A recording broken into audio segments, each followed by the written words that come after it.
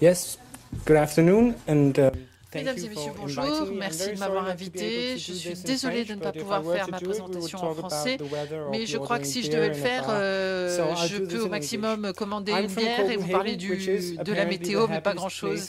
Je viens de Copenhague, qui est la plus belle ville du monde, là où on est le plus heureux. Mais ce n'est pas à cause du beau temps, parce que nous n'avons pas beaucoup de soleil. Et souvent, on rentre à la maison dans ce type de météo. Alors, pourquoi est-ce qu'on est heureux? Parce qu'on n'a plus de problème avec les traitements endodontiques, mais si on en a comme tout le monde. Cette étude a été réalisée par l'Institut des statistiques de la santé nationale. Entre 1977 et 2003, on a observé une diminution du nombre d'extractions réalisées, mais une augmentation par contre du nombre de traitements endodontiques réalisés, 22% à l'heure actuelle. Et la première idée qui nous est venue était que cette augmentation n'était pas normale parce que, en général, les soins de santé sont plutôt meilleurs qu'avant. Donc, les raisons des traitements canalaires étaient les suivantes. Dans 55% des cas, les caries se produisent dans une dent vivante. Souvenez-vous de ce chiffre. Lorsque l'on demande à un dentiste généraliste danois ce qu'il fait en matière de traitement canalaire, il nous répond « Écoutez, je sais ce que je fais ça très très bien, et de toute façon, les données épidémiologiques nous montrent que, en fait, on n'est pas aussi bon qu'on le pense en matière de traitement canalaire. » Alors, difficile de lire cette diapositive, je vais la commenter. En réalité, c'est un tableau qui nous montre les différences entre un dentiste généraliste et un spécialiste d'endodontie qui fait beaucoup de traitements canalaires. Les différences concernent les facteurs qui, pour eux, sont importants pour l'issue du traitement canalaire et par rapport aux facteurs qui, pour eux, ne sont pas importants dans le traitement des racines ou la qualité, disons, du traitement canalaire. Et au fur et à mesure que l'on descend dans cette liste, je vous demande de vous rappeler qu'il y a une grosse différence entre ce que pensent les généralistes par rapport à ce que pensent les spécialistes en endodontie.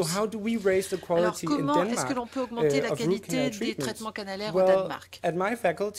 Dans ma faculté dentaire, dans mon institut où j'ai fait mes études, on pense que la meilleure façon d'améliorer la qualité, c'est de faire moins de traitements canalaires. Dans notre pays, il n'y a pas de formation spécialisée en endodontie, donc tous les traitements canalaires sont réalisés par des généralistes, parfois par des spécialistes, mais ce ne sont pas des spécialistes comme vous en avez vous ici, qui suivent littéralement des études d'endodontie. L'objectif de ma présentation aujourd'hui sera le suivant. Je voudrais qu'en fait, on s'éloigne un petit peu d'une idée reçue selon laquelle il y a la lésion, la pulpe, le biofilm bactérien et que ce sont des entités séparées. Au contraire, je voudrais qu'on les rapproche et que l'on envisage la carie comme une maladie dans laquelle la lésion et le complexe pulpodontinaire et le biofilm sont des entités qui dépendent les unes des autres à l'intérieur d'un système dynamique complexe qui fait que l'on passe d'une carie à une pathologie qui peut entraîner la mort de la pulpe dentaire. Simplement pour poser un petit peu le tableau, vous savez tout ça quand ressemble une dent, bien évidemment sur le plan anatomique, mais regardez comment se développe la carie. Alors on a l'émail, on a des petits bâtonnets d'émail qui sont des cristaux d'émail en fait, et une substance prismatique qui est aussi cristalline, et enfin la dentine, que vous connaissez tous, qui contient une quantité plus élevée de protéines de collagène et de protéines non collagéneuses. Et il y a les tubules dentinaires qui sont à l'extérieur. La pulpe elle-même est constituée d'odontoblastes en périphérie, juste en dessous de la dentine et de la prédentine. Ensuite, on a ce que l'on appelle la zone sans cellules, que vous voyez un petit peu mieux ici. Cette zone sans cellules, en dessous desquelles on a la zone qui, elle, est très riche en cellules. Je vous parle de l'aspect clinique, évidemment, parce que je voudrais que vous compreniez bien les différences entre ces couches et que vous ne pensiez pas tellement à ce qui se passe dans ces couches. Simplement que vous vous souveniez que ces couches sont là. La fonction pulpaire normale, quelle est-elle?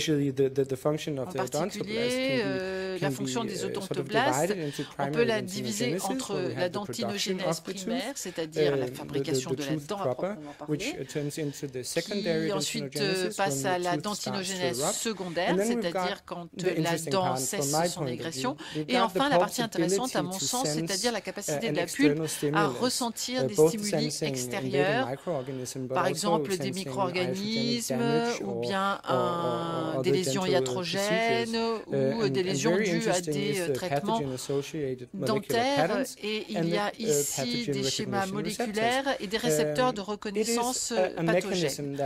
C'est un mécanisme que l'on trouve dans la pulpe et qui permet à la pulpe de détecter la présence de champignons, de virus et de bactéries qui pénètrent dans l'organisme pour déclencher une réaction immunitaire. Je ne vais pas rentrer trop dans les détails. Souvenez-vous que la pulpe est équipée. Elle a la capacité de sentir la présence d'un micro-organisme ou les lésions engendrées par ce micro-organisme et de déclencher une réaction immunitaire. Après, dans ce cas, il va y avoir une dentinogénèse tertiaire, c'est-à-dire de réaction, celle qui est réalisée par les odontoplastes, ou bien de réparation, celle qui est entre les mains, si je peux m'exprimer ainsi, de cellules souches qui vont se différencier en quelque chose qui va fabriquer du tissu dur. Donc, ce sont des cellules qui ressemblent à des odontoplastes. On peut, au laboratoire, colorer les coupes histologiques pour voir un petit peu les cellules souches. Elles ne sont pas très nombreuses, par contre, elles ont un potentiel de croissance énorme à l'intérieur des cellules. Ici, vous avez ce que l'on appelle les récepteurs TLR, Toll-like receptors, qui font partie de cette machinerie qui permet à la pulpe de sentir la présence des micro-organismes. Certains d'entre vous ont certainement fait de la recherche dans ce domaine, beaucoup plus que moi, je le pense. Juste en dessous, nous avons l'abstract d'un article, d'un papier qui décrit la dentine comme une matrice bioactive. Et lorsque la dentine est fabriquée, les facteurs de croissance sont capturés par la dentine, et lorsque la dentine est dissoute par des bactéries cariogènes, les produits libérés vont stimuler la pulpe, donc la pulpe a effectivement une capacité à se régénérer. Bien sûr, pas du jour au lendemain, mais les mécanismes sont là, ils existent, les êtres humains ont des facultés de réparation et la pulpe n'échappe pas à la règle. Voyons la progression d'une carie depuis le tout début. Alors, pour l'instant, nous avons encore de l'émail, mais regardez cette forme triangulaire de déminéralisation. Vous voyez que cette zone de déminéralisation suit la direction des bâtonnets d'émail. Donc ce n'est pas comme si la lésion pénétrait dans la dent et faisait une lésion. Non, en réalité, chaque fois que nous avons une carie, la déminéralisation suit la direction des bâtonnets et des tubules. Lorsque la lésion de l'émail commence à se rapprocher de la dentine ou de la frontière entre l'émail et la dentine, on voit une zone d'hyperminéralisation dans la dentine, une espèce de réaction pour au contraire durcir les barrières contre cette attaque cariogène. Wall off en anglais, c'est le terme qui voudrait dire construire une barrière, ce n'est pas forcément le meilleur terme, mais quand ensuite on observe la déminéralisation de la dentine, et dans les tout derniers stades, la déminéralisation pénètre en profondeur jusqu'à la pulpe. J'aimerais maintenant vous présenter un certain nombre de termes que nous utilisons beaucoup à Copenhague, l'activité cariogène. En fait, on peut parler d'une phase active et inactive. Dans la phase active, est-ce qu'on peut dire que la carie avance rapidement? Une carie à progression rapide est souvent d'apparence jaune, humide, molle, alors que lorsqu'elle est inactive, elle est beaucoup plus sèche, dure et de couleur plus foncée. So let's look a bit at the pulpal response. Maintenant, la réponse pulpaire. Voilà, vous avez des cas de progression active ici, avec une carie qui progresse assez rapidement, lésion carieuse qui progresse rapidement. Et les couches que je vous ai fait voir tout à l'heure, à l'intérieur de la pulpe, sont importantes parce que, en fait, on voit qu'on a perdu cette structure architecturale et on a des cellules de la pulpe qui remontent dans les couches odontoblastiques. Il y a des cellules qui permettent au corps de sentir la présence d'antigènes pour déclencher une réaction immunitaire. Et ce n'est que lorsque la lésion pénètre jusqu'à la dentine que l'on a une production de dentine tertiaire. Et cette lésion active, cette lésion qui progresse rapidement, si elle continue à progresser, à un moment donné, il y aura une réaction immunitaire de la pulpe. Maintenant, prenons une lésion carieuse inactive. Elle progresse, certes, mais beaucoup plus lentement. Et à ce moment-là, on voit l'architecture du tissu de la pulpe qui reste inchangée. Les règles sont toujours les mêmes, c'est-à-dire que lorsque la dentine est déminéralisée, il y a fabrication de dentine tertiaire. Mais pendant la période inactive ou dans les cas inactifs, l'architecture de la pulpe est inchangée et la lésion carieuse progresse beaucoup plus lentement. La réponse de la pulpe est très rapide. Ce n'est pas au début de l'attaque de l'émail, bien évidemment, parce qu'il faut un tissu actif. Mais cette réponse commence très tôt et l'activité de la pulpe, l'activité dans la lésion va influencer la réaction de la pulpe. Et plus l'activité des caries est élevée, plus la réaction et la formation de dentine tertiaire sera irrégulière. De qualité irrégulière. Dans la dentine tertiaire, ça ne changera pas grand-chose, si ce n'est que quand vous êtes au fauteuil, peut-être que vous serez un peu plus rassuré de savoir que la dent est capable de fabriquer de la dentine. Après, si la lésion continue à progresser, il va y avoir la pénétration des cellules inflammatoires, la lésion va continuer à progresser, et l'émail sera attaqué et on va avoir des signes de nécrose et d'abcès pulpaire. Mais il y a quelque chose qui se produit qui est très intéressant. Dans certains cas, il y a une espèce de inactivation de la lésion carieuse. Elle s'arrête toute seule. Lorsque l'émail se décompose, on a en fait un environnement plus ouvert de la lésion carieuse. C'est ce que j'essaie de vous montrer ici avec deux dents différentes. Dans un premier temps, vous avez la vue occlusale d'une lésion. Ici, une lésion active avec un environnement relativement fermé. Il y a une accumulation de plaques. Il peut y avoir un biofilm assez épais. Et si vous coupez la dent en deux, vous verrez que la lésion carieuse est jaune et molle. Et ici, il y a même une tunnelisation, une déminéralisation de l'émail. Alors que dans une lésion inactive, vous avez un environnement beaucoup plus ouvert, parce qu'en fait, il y a plus d'émail qui a été décomposé. Et nous avons donc une matrice dentinaire qui est beaucoup plus sèche, beaucoup plus dure. Ça, c'est une très vieille animation, donc pardonnez-moi pour la qualité.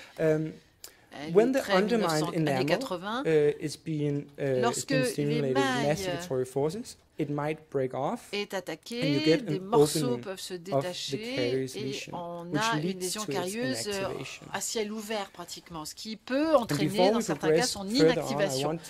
Avant d'avancer plus avant dans ma présentation, je voudrais vous parler de la cicatrisation pulpaire sur le plan clinique. Une définition pourrait être la suivante: la dentinogénèse tertiaire est en fait la formation de tissus durs en dessous de la lésion et en l'absence d'inflammation plus en profondeur dans la pulpe. Bon, c'est très vrai en laboratoire, sauf que c'est une définition un peu histologique de la cicatrisation pulpaire.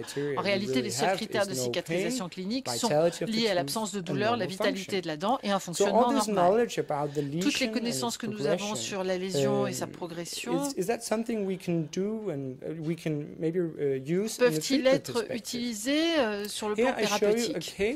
Je vais vous montrer un cas. Ici, c'est un étudiant dentaire, une étudiante danoise qui avait une très grosse lésion carieuse. Et notre professeur qui l'a traité nous a dit en fait qu'il avait simplement retiré l'émail atteint et rien d'autre. Il a bien nettoyé la cavité créée par la carie avec une brosse un petit peu avec des poils un peu raides, mais il n'a pas touché à la dentine avec une fraise, quelle qu'elle soit. Après 2 semaines, elle est revenue et on voit le processus d'inactivation de la lésion carieuse. Or, ce phénomène nous a amené à une constatation que nous apprécions énormément, à savoir l'approche d'une lésion carieuse que l'on doit crever de manière progressive, en plusieurs étapes. On ne doit pas tout faire en une seule étape pour traiter les lésions carieuses.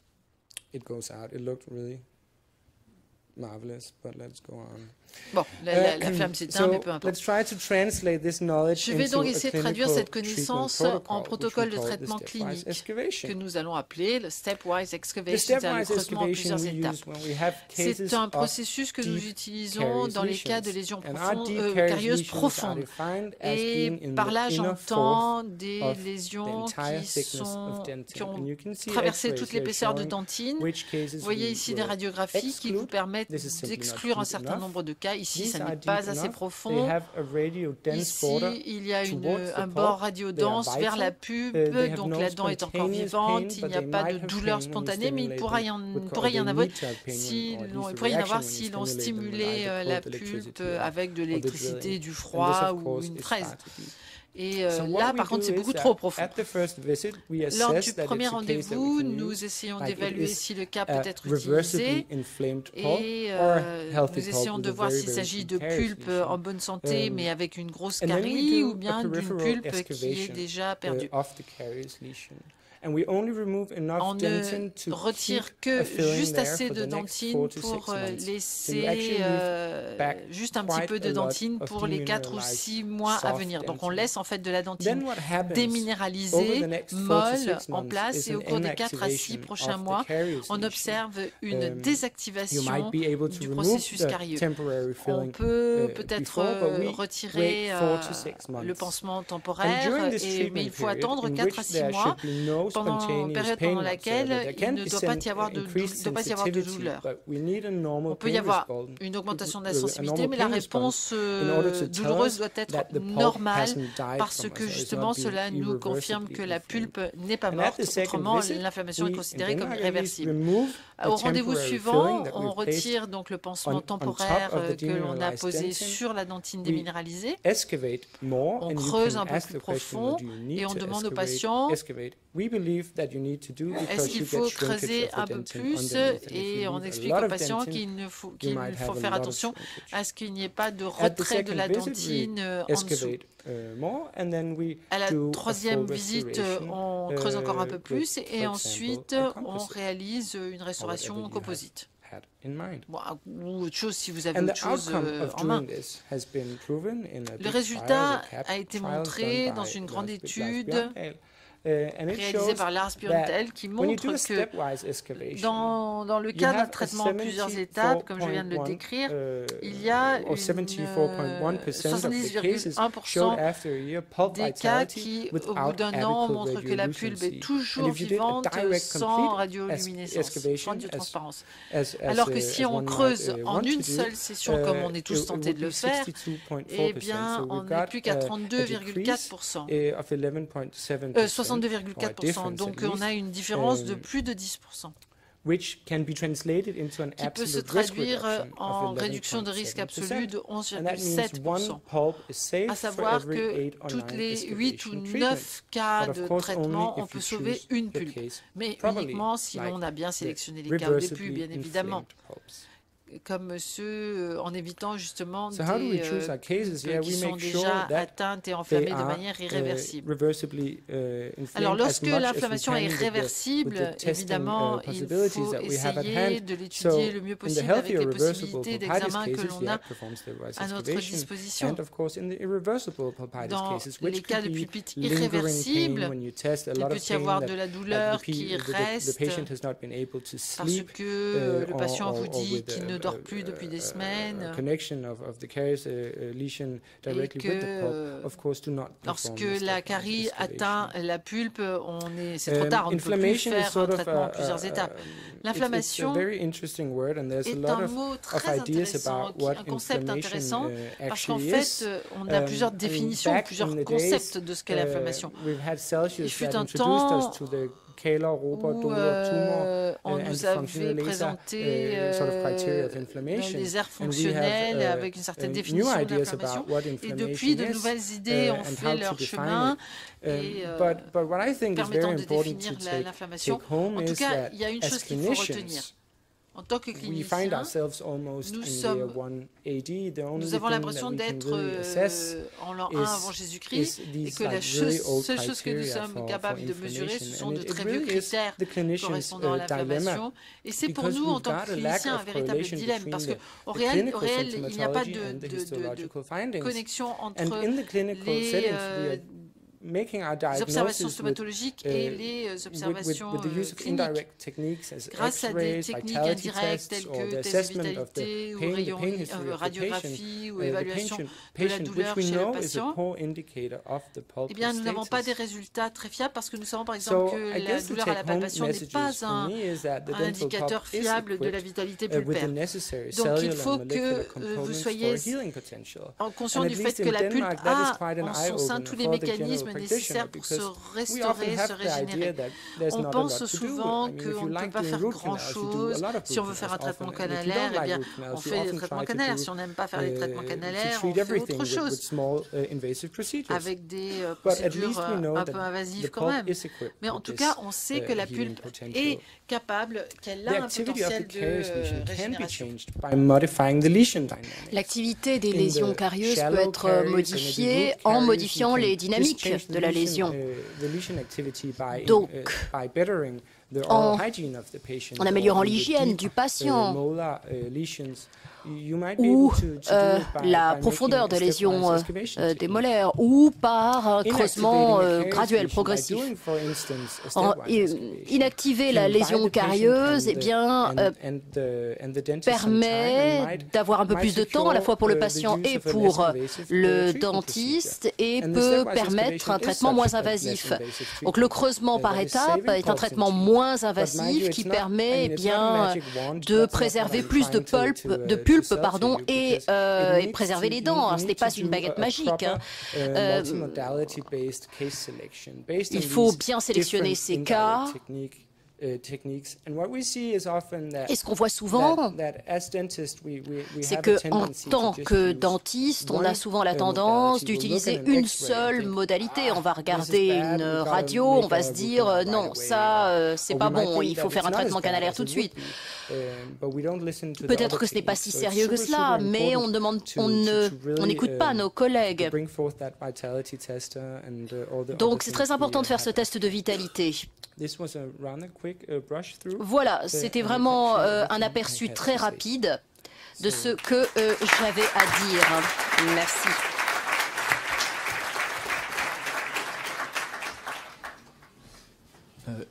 You can stay on the stage to answer the question. Merci beaucoup, Sion, pour cette présentation. Nous sommes partis de l'histologie. Nous avons vu quelles conséquences il pouvait y avoir sur les différents types de lésions carieuses, les conséquences pulpaires et aussi les conséquences sur les tissus dentaires. Le principe, donc, je répète, c'est que si vous avez des questions pendant la séance ou même maintenant, vous envoyez des SMS via le numéro qui est ici. Nous récoltons les questions et ensuite nous allons pouvoir les afficher et le conférencier va pouvoir y répondre. Donc, je vais me tourner vers Jean-Christophe. Est-ce que nous avons des questions dans la salle ? Oui, on a reçu 3 questions, dont 2 sont similaires. Donc, je vais les... Elles vont s'afficher, alors. En principe, les questions devraient s'afficher, mais si elles ne s'affichent pas, on va vous les dire simplement à l'oral.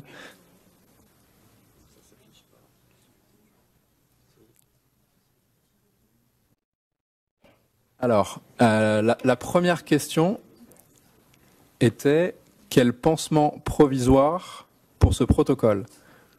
We use a glass ionomer filling.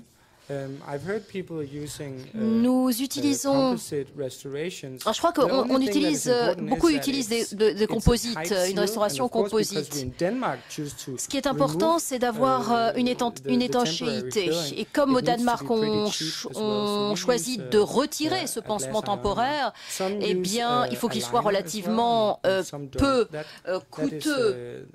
That is differing a bit, at least to my knowledge. Donc ça peut varier un petit peu, mais il faut qu'il soit peu coûteux en tout cas. Merci pour cette réponse. Est-ce qu'il y a d'autres pansements que l'on peut utiliser pour ce protocole? If there are any other restoration materials. D'autres matériaux de restauration? Recently, I saw a lecture where people are. Eh bien, récemment, j'ai vu lors d'une conférence pour un creusement progressif, j'imagine qu'on peut mettre une couronne en acier. Mais si vous ne pouvez pas mettre un petit pansement, eh bien peut-être que le creusement par étape n'est pas une bonne idée. Peut-être il vaut mieux mettre un bridge.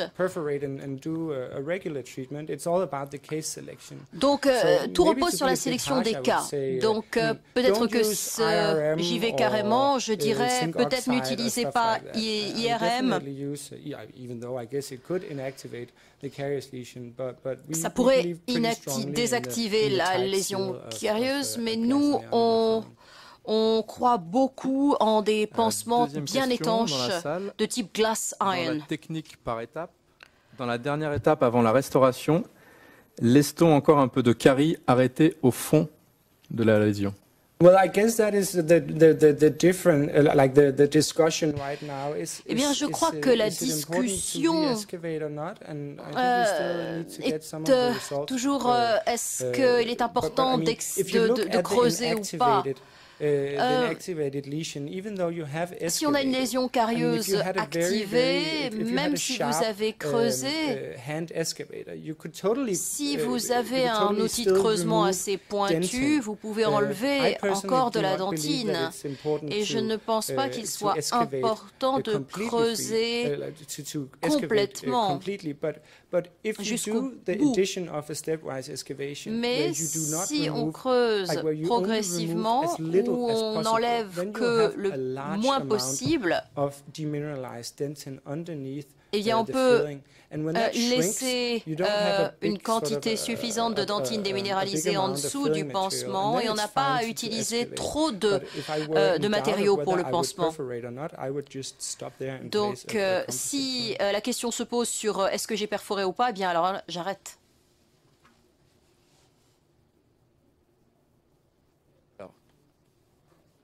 En cas d'exposition pulpaire, dans des conditions favorables, coiffage direct ou pulpotomie partielle? Alors sachant que cette question va être vraiment le cœur du sujet de la présentation suivante, on va la garder en attente et si éventuellement on a besoin d'y revenir dessus, on en reparlera après la conférence suivante.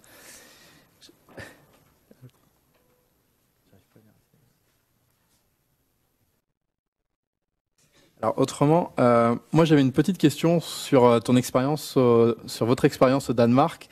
Est-ce que c'est quelque chose, la stepwise excavation, qui est vraiment utilisé régulièrement ou peu utilisé? Est-ce qu'on a une idée de ça? Je crois qu'on pourrait l'utiliser plus, mais elle est remboursée. Au Danemark, le système de sécurité sociale rembourse partiellement les traitements dentaires. Et bien, le creusement par étapes, cette stepwise excavation, fait partie du package qui est remboursé. renforcée. Donc il n'y a pas de raison de ne pas essayer de sauver la pulpe, pas au Danemark en tout cas. Mais comme vous l'avez vu, il y a un assez grand écart au sein de la communauté. Beaucoup de dentistes se basent sur leur expérience et se disent que je sais que quand la douleur est telle et que le vent souffle à l'est, il faut faire un traitement canalaire. Et ils y croient dur comme fer et malheureusement on ne pourra pas réduire cet écart, échanger ça. Mais je pense que beaucoup plus de dentistes pourraient pratiquer cette stepwise excavation, ce creusement par étapes. Doit-on laisser? Ça revient un petit peu à la deuxième question. And I would say, if you'll tell me how you measure the amount of caries you leave behind, I might be able to tell si vous m'expliquiez comment vous arrivez à mesurer la quantité de caries que vous laissez derrière, que vous laissez au fond, je vous dirais à ce moment-là peut-être quelle quantité je pense devoir laisser. Il faut que vous ayez le sentiment d'être un bon niveau. Si c'est complètement sec et que vous n'avez pas de gros morceaux de dentine qui sortent quand vous creusez, si c'est plutôt comme de la poussière, vous pouvez vous dire que vous devez vous arrêter. Mais bien sûr, chaque patient est différent et doit faire l'objet d'une évaluation qui lui est propre. Pourquoi est-ce qu'il faut retirer l'ensemble du verre ionomère? I need that in English. Yeah, why do you have to remove all the glass ionomer? Well, I guess again, you don't necessarily have to. I mean, that's, I guess, is more a question about the longevity of the restoration. Il n'est pas forcément nécessaire d'enlever tout le verre ionomère. Parfois, c'est nécessaire pour savoir quelle quantité de dentine déminéralisée on a laissé. Mais avec un matériau composite, il n'y aurait pas de raison de le faire.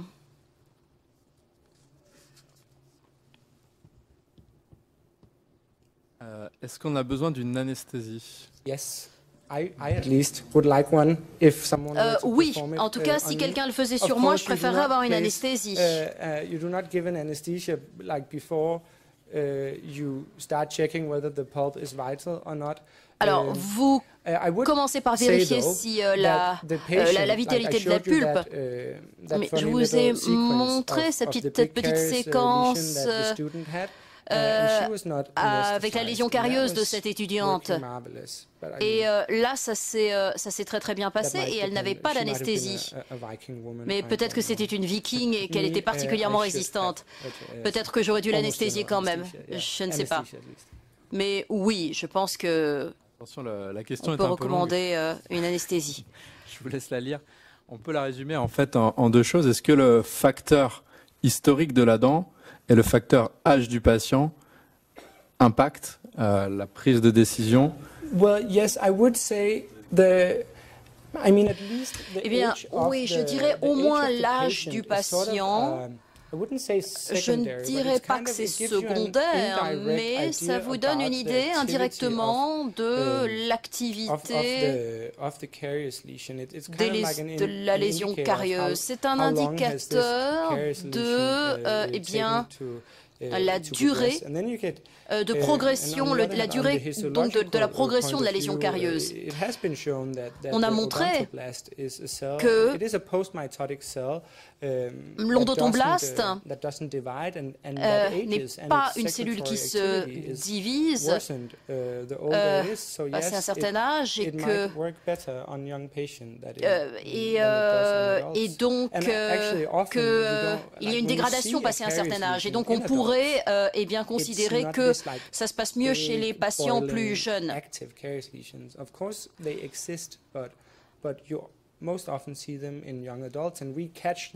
Souvent, on voit certaines lésions carieuses chez des patients plus jeunes et chez des patients qui, en fait, ne sont pas observants. Parce qu'en fait, vous savez,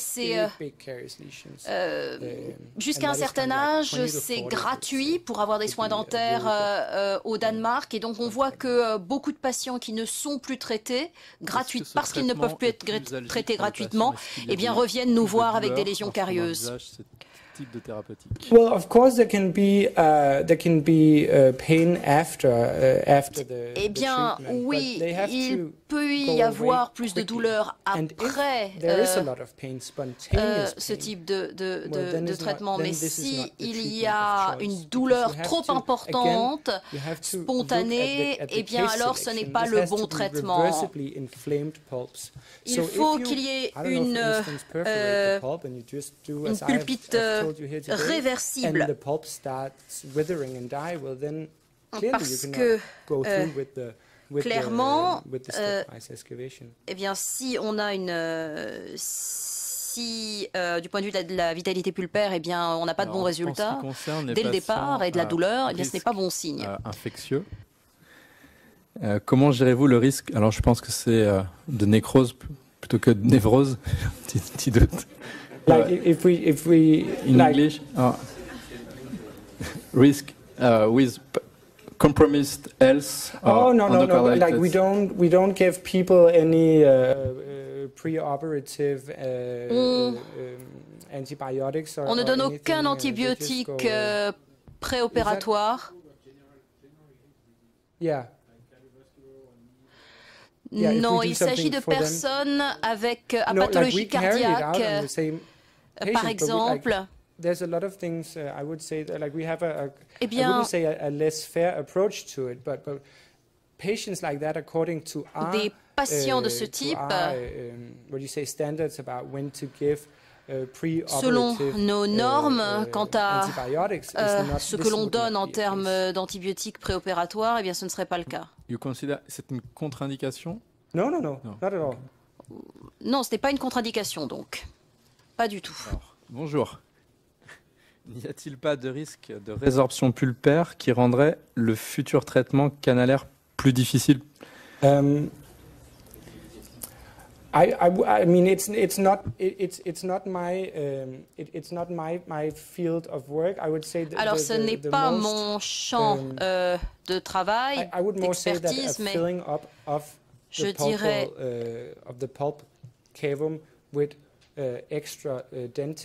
qu'un pansement du cavum pulpaire avec de la dentine serait gênant pour un traitement canalaire. Mais ce n'est pas mon domaine d'expertise. Les dents traitées de cette manière sont des dents qui ne présentent aucune douleur ou qui présentent parfois une douleur en réaction à un stimulus. They are allowed to have a normal reaction to a stimulus, and they are allowed to have an increased. Oui, il peut y avoir une réaction à un stimulus, une réaction plus aiguë, par exemple sensibilité au froid. Mais ce doit être une douleur qui ne dure pas, qui finit par s'estomper assez rapidement. Donc, sensibilité accrue, oui, mais pas de douleur prolongée. Alors, le fait de réaliser un mordançage est-il favorable au recrutement des facteurs de croissance? I need some help with that one as well. Joker. Yes, we use the etching to release the growth factors, like we do a normal conditioning of the dentin with the eh bien, on fait un conditionnement de la dentine avant de placer le virionomère. C'est un moyen de libérer les facteurs. Alors, est-ce un moyen de libérer les facteurs de croissance de la dentine?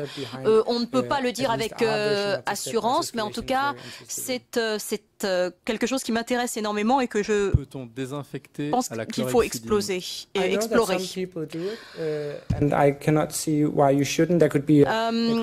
Je sais que certains utilisent la chlorhexidine, certains le font, mais ce qui a été montré, c'est qu'avec ce type de creusement progressif, eh bien, les CFU, les unités de formation de colonies sont très basses.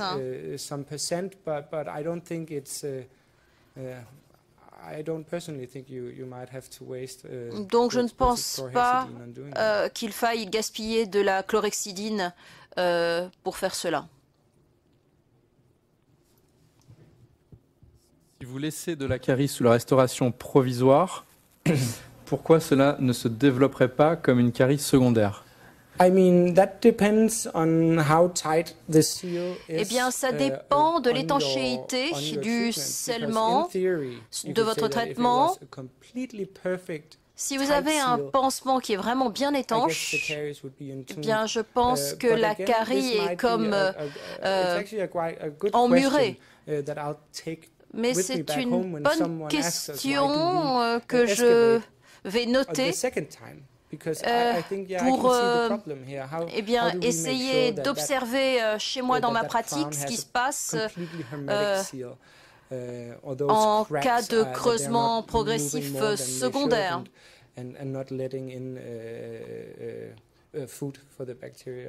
Donc l'idée est bien sûr de ne pas laisser quoi que ce soit qui puisse alimenter les bactéries.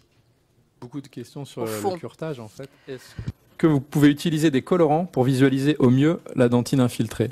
We don't do it as a staple thing. But yes, if it helps on ne l'utilise pas communément, mais si ça vous aide, oui, faites-le. Mais on ne creuse pas tant que cela, on ne pratique pas ce type de creusement progressif si fréquemment. Et pour voir si c'est inactif ou pas, et si on est sur une base solide ou pas, sur un bon terrain. Comment peut-on savoir si la pulpite est réversible? Well, again, vitality. Eh bien, un test de vitalité et sur une radio, pas de radio clarté apicale. La sensibilité doit être normale.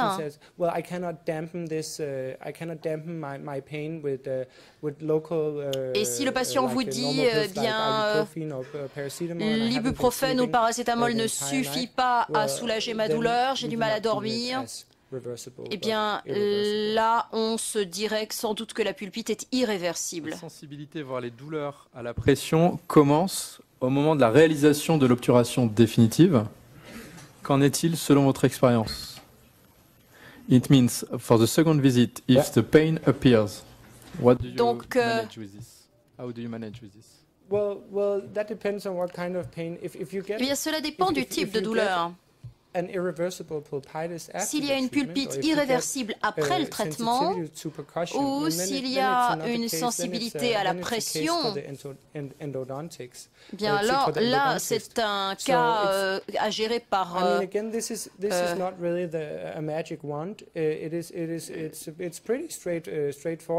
l'odontologue.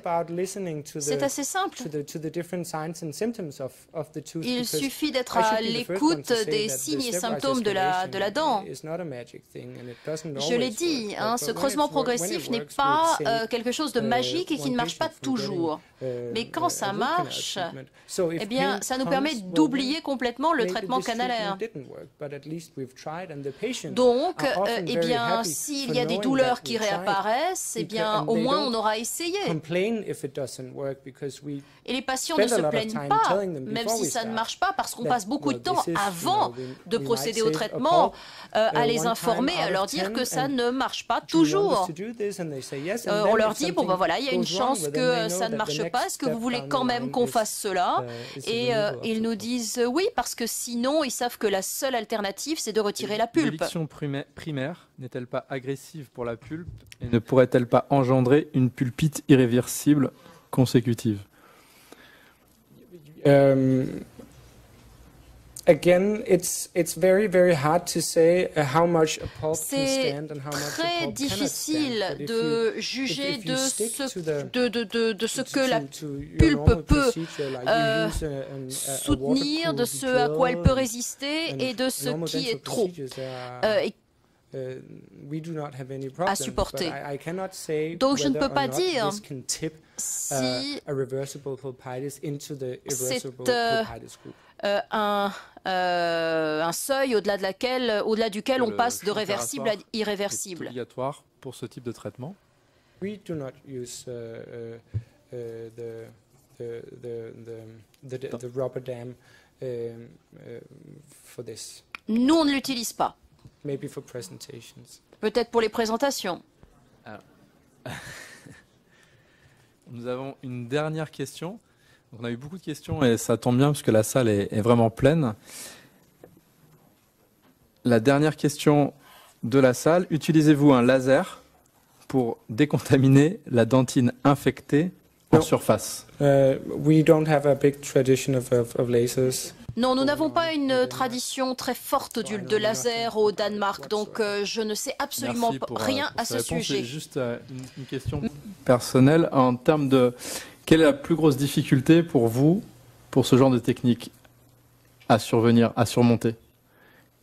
Like what I find most difficult with this technique? Ce que je trouve le plus difficile avec ce type de technique, eh bien, je pense que ce que je trouve le plus difficile, c'est si j'essaie de modifier les critères pour déterminer ce qui est réversible et ce qui n'est pas réversible. C'est un traitement pour lequel vous devez rester fidèle au protocole. Parce que si vous ne suivez pas le protocole, eh bien, vous pouvez avoir une expérience très très négative en tant que dentiste. Et ça peut être très négatif pour le patient également. Quand j'ai commencé à le faire, eh bien, j'ai passé énormément de temps à creuser à la première visite. Et vous avez très peur de perforer. Quand vous n'arrivez pas à comprendre qu'il ne faut creuser suffisamment pour permettre un pansement provisoire, eh bien là, cela change. Et pour ces réponses aux questions.